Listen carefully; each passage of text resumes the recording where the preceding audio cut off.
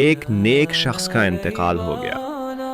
جب لوگوں نے اسے غسل دیا، کفن پہنایا اور قبر میں دفن کر دیا تو سب رخصت ہو گئے۔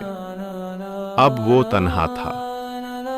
قبر کی خاموشی، اندھیرا اور صرف مٹی کی ٹھنڈک باقی تھی۔ اچانک اس کے پاس دو فرشتے آئے، منکر اور نکیر۔ انہوں نے پوچھا، تیرا رب کون ہے؟ تیرا دین کیا ہے؟ اور یہ شخص کون ہے جو تمہارے پاس نبی بنا کر بھیجا گیا؟ وہ نیک انسان مسکرا کر بولا، میرا رب اللہ ہے، میرا دین اسلام ہے اور میرے نبی حضرت محمد صلی اللہ علیہ وسلم ہے۔ یہ سن کر فرشتوں نے کہا، سچا بولا تم نے، یہ تمہاری جنت کی جگہ ہے۔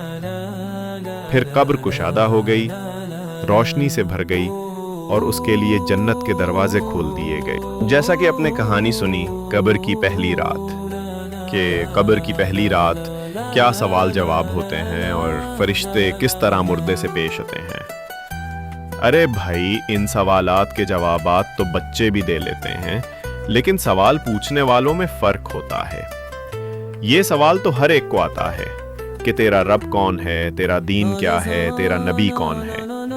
میرا رب اللہ ہے اور دین اسلام ہے اور نبی حضرت محمد مصطفیٰ صلی اللہ علیہ وآلہ الہ واصحابہ وسلم ہے۔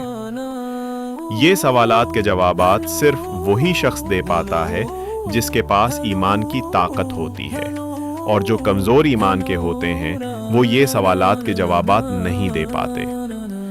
میرا آپ کو بتانے کا مقصد یہ ہے کہ بھائی اپنی حقیقی زندگی کی طرف متوجہ ہو، کی زندگی یعنی آخرت کی زندگی جو کبھی ختم نہیں ہوگی، اور ہم اسی عارضی دنیا میں لگے ہوئے ہم زمین پر غرور تکبر سے ڈرتے ہیں۔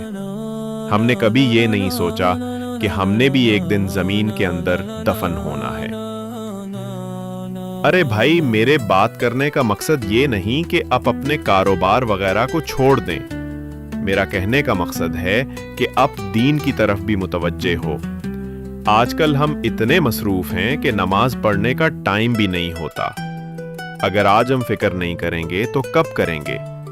جب ہمارا آخری وقت ہو جائے گا اس وقت کریں گے۔ خدا را اپنے آپ کو دھوکہ مت دے، مت دے، مت دے، اور آج سے میرے ساتھ وعدہ در کر رہے ہیں کہ آپ ضرور دین کو بھی ٹائم دیں گے، اپنی حقیقی زندگی کو بھی یاد رکھیں گے، اور ہم یہ بھی یاد رکھیں گے کہ ہم نے ایک دن مرنا ہے اور زمین کے اندر